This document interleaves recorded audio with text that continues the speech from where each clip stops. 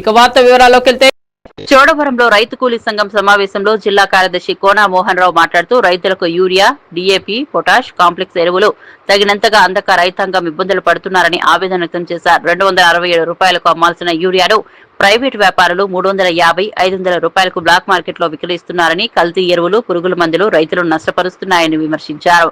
ఎరువులు నియంత్రణ చట్టం 1985 ప్రకారం కఠిన చర్యలు తీసుకోవాలని డిమాండ్ చేశారు. సమావేశంలో నందారపు భాస్కర్ రావు, ఐతిరెడ్డి అప్పలనాయుడు తదితరులు పాల్గొన్నారు.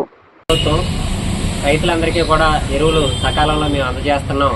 అన్ని రకాలుగా కూడా కొన్ని లక్షల టన్నుల మెట్రిక్ టన్నుల్ని ఎరువుల్ని అందుబాటులో ఉంచామని చెప్పేసి కేంద్ర రాష్ట్ర వ్యవసాయ శాఖ మంత్రి కింజరాపు అచ్చెన్నాయుడు కానీ ఇతర మంత్రులు కానీ అనేక సార్లు పత్రికలకి తెలియజేశారు. రకరకాలుగా మేము రైతుల పక్షాన ఉన్నామని చెప్పేసి మొన్ననే ప్రతి నియోజకవర్గంలో ట్రాక్టర్ల ర్యాలీలు కూడా నిర్వహించడం జరిగింది నాయకులు. అయితే వాస్తవానికి చూస్తే ఇప్పుడు ఖరీఫ్ సీజన్ ప్రారంభమయ్యి రైతులందరూ ఈ వర్షాలు కూడా పడి ముమ్మరంగా సాగు పనుల్లోకి వెళ్ళినప్పటికీ కూడా ముఖ్యంగా ఎక్కువగా అధికంగా వాడుతున్నటువంటి యూరియా అనేటటువంటిది కూడా దొరకట్లేదు. సచివాలయాల్లోనూ లేదా ప్రాథమిక వ్యవసాయ సహకార సంఘాలు, కోఆపరేటివ్ సొసైటీల్లో కూడా గతంలో ఇచ్చినట్లుగా యూరియా అందుబాటులో లేకుండా చేశారు. ఇది లేకపోవడంతో మొత్తం కూడా జిల్లా వ్యాప్తంగా రైతులందరూ కూడా తీవ్ర ఇబ్బందులు పడుతున్నారు.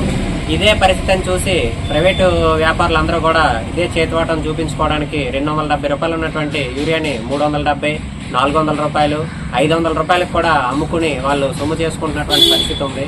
దీనివల్ల రైతులు తీవ్రంగా నష్టపోతా ఉన్న పరిస్థితి ఉంది.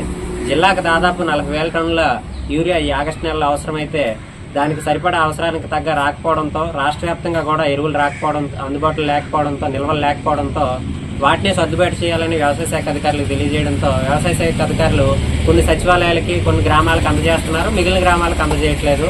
దీని ఫలితంగా ప్రతి అవసరమైన గ్రామాల రైతులందరూ కూడా యూరియా ఎక్కడ దొరుకుతుంది, ఎక్కడ ఏంటి పరిస్థితి అని దిక్కుతోచని స్థితిలో ఎదురు చూస్తూ ఎక్కువ డబ్బులు పెట్టైనా సరే ప్రైవేట్ వ్యాపారుల దగ్గరికి వెళ్ళి కొనుక్కోవాల్సిన పరిస్థితి వస్తుంది. ముఖ్యంగా ఈ 4 రోజులు పడినటువంటి వర్ష ప్రభావంతో చాలా చోట్ల వరి నాట్లు వేసినవి ముంపుకు గురయ్యాయి. ఆ ముంపుకు గురైన పరిస్థితుల్లో అక్కడ ఉన్నటువంటి నారుకి ముఖ్యంగా యూరియా అందజేయాలని చెప్పేసి వ్యవసాయ శాస్త్రవేత్తలు యూరియా, పొటాష్ అన్ని